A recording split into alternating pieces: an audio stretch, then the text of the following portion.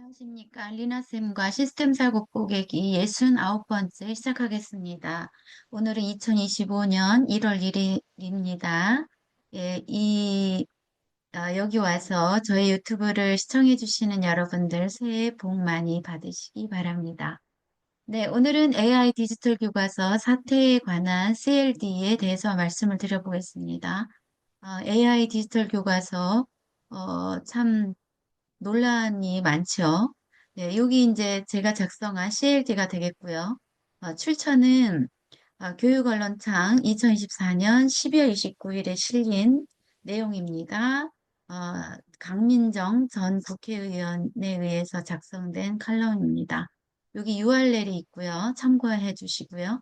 인과순환 지도는 작성자의 멘탈 모델을 드러내서 시각화합니다. 그래서 이 CLD는 제가 작성한 것이기에 저의 멘탈 모델을 드러낸 것이라고 할 수 있습니다. 저 혼자 작성했기 때문에 음, 사실 미흡한 점이 분명히 있을 것이고요. 학교에서 아이들과 할 때는 단체로 집단지성을 발휘해서 함께 할 때 보다 합리적인, 이성적인 그러한 CLD가 나올 수 있겠죠. 그런 말씀드려 보도록 하겠습니다. 우선 왼쪽에 있는 이 강화 피드백, reinforcing 피드백에 대해서 말씀을 드려보도록 하겠습니다.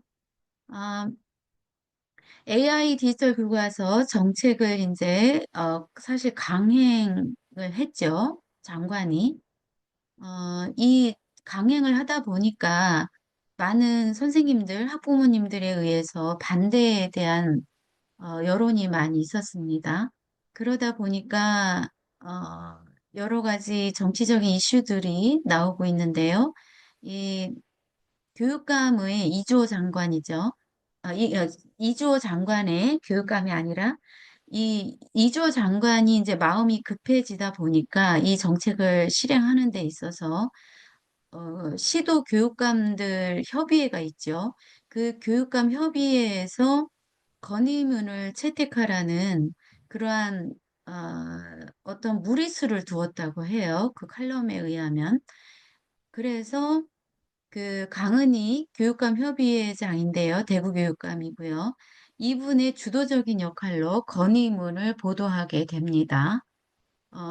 그래서 이 교육감 협의회 건의문, 이 채택은 각 지자체의 교육자치 수준을 이제 훼손하게 되는 거죠.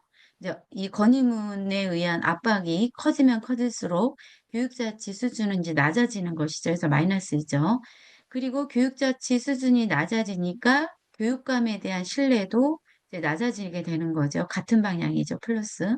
이제 교육감의 신뢰가 낮아지다 보니까 임명직인 장관 대비 선출직인 교육감의 견제 역할 수준도 낮아지는 거죠.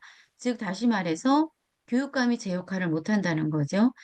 그럼에 따라서 이 교육감 협의회 건임은 채택의 수준은 더 높아지는 거죠. 반대 방향. 그래서 여기에 왼쪽에 이 시스템은 강화되는, reinforcing 되는 그러한 시스템으로 작용을 하고 있습니다. 즉, 여기서 말하고자 하는 것은, 어, 그 임명직인 장관이 이러한 정책을 하더라도 선출직인 각 지자체의 교육감이 그 장관의 정책에 대해서 제 역할을 했더라면, 즉 저항했더라면 교육 자치가 훼손되지 않고 교육감의 신뢰도 또한 낮아지지 않고 이 전체적인 그 시스템이 균형을 잡았을 것입니다. 그런데 그렇지 못했다는 거죠. 그래서 상당한 비판을 받고 있습니다. 그러면 우측에 있는 균형 피드백, 밸런싱 피드백에 대해서 한번 말씀을 드려보겠습니다. 이 AIDT 교과서 정책은 사실 사회적 합의 없었죠. 그리고 어떤 연구 결과, 검증 이런 거 없었습니다. 이렇게 하다 보니까 이제 국민 반대 의견에 부딪힌 거죠. 많은 사람들이 교육의 질의 저하를 우려했습니다. 교육정책 디자인 연구소가 제공하는 설문조사에 의하면 86.6%가 반대했다고 합니다. 교육정책 디자인 연구소는 많은 선생님들, 또 교장, 교감 선생님, 장학사님들이 속해 있는 연구소가 되겠습니다. 이것은 정치적인 반발을 불러왔죠. 정치적 반발을 불러왔다는 것은 많은 사람들이 이렇게 86.6%나 되는 사람들이 반대하니까 이 정치인들에 대해서, 즉 국회의원들에게 이 정책에 대해서 제동을 걸어달라라는 그러한 목소리가 커졌다는 것을 의미합니다. 그래서 결과적으로 이 개정안을 내게 됩니다. 이 개정안의 주요 내용을 보면 교과서의 지위에 대해서 시행령이 아니라 법률로 상향 조정하고 AIDT를 그러니까 디지털 교과서를 교과서가 아닌 교육 자료로 이제 부수적으로 쓰는 교육 자료로 명시했다는 그러한 개정안이 되겠습니다. 그래서 이러한 입법 가능성을 높이고 이 입법 가능성을 높임으로써 이제 통과 가능성도 당연히 높아지는 거죠. 그래서 결국 정책의 강행을 막게 돼서 이제 시스템이 균형을 잡게 된다는 그러한 내용이 되겠습니다. 그래서 이제 여기 마이너스로 작용을 하죠. 현재 그 입법이 통과됐다고 합니다. 이것을 작성할 때는 통과되기 전이었습니다. 또한 이 아랫부분 한번 말씀을 드려볼게요. 그 입법, 그 입법을 해서 이 개정안 입법에 관해서 장관이 거부권 행사를 할 거라고 해요. 현재 어떻게 되는지는 모르겠습니다.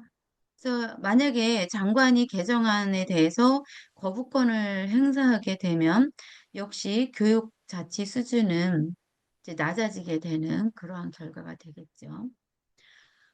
정리하자면 교육은 백년지 대계라고 합니다. 어떤 중요한 정책을 입안하고 실행할 때는 누적된 많은 연구 결과와 검증을 바탕으로 사회적 합의가 필요함을 보여주는 전형적인 사례가 되겠습니다. 이 혼란, 이 업체가 이 AIDT를 개발하기 위해서 많은 비용을 들였을 것입니다. 그 업체가 가만히 있지 않겠죠. 소송 들어간다고 해요. 이 비용, 예산 낭비 누가 책임을 집니까? 고스란히 국민에게 그 피해가 갈 것이고요. 그래서 리더를 우리가 잘 뽑아야 되는 것이죠. 학교에서 민주시민교육, 단도직입적으로 얘기하면 정치교육이 되겠는데요. 이 정치교육을 철저하게 해야 하는 이유가 되겠습니다. 우리나라에서는 민주시민교육이 어, 말로만 합니다. 제대로 된 정치교육 할 수 없는 구조입니다. 교원이 정치기본권이 보장되어 있지 않기 때문이죠. 즉, 그 속임수에 의한 교육 활동이 이루어지고 있습니다. 그래서 저는 이렇게 유튜브를 통해서 영향력은 정말 미미하겠지만 이렇게 교원의 정치 기본권의 보장을 굉장히 주장을 하고요. 그럼으로써 학교에서 민주시민 교육이, 정치 교육이 제대로 되게끔 그렇게 되기를 희망합니다. 네, 오늘은 이렇게 AI 디지털 교과서 사태에 관한 CLD에서 말씀을 드려보았습니다. 네, 시청해 주셔서 감사합니다. 이상 마치겠습니다.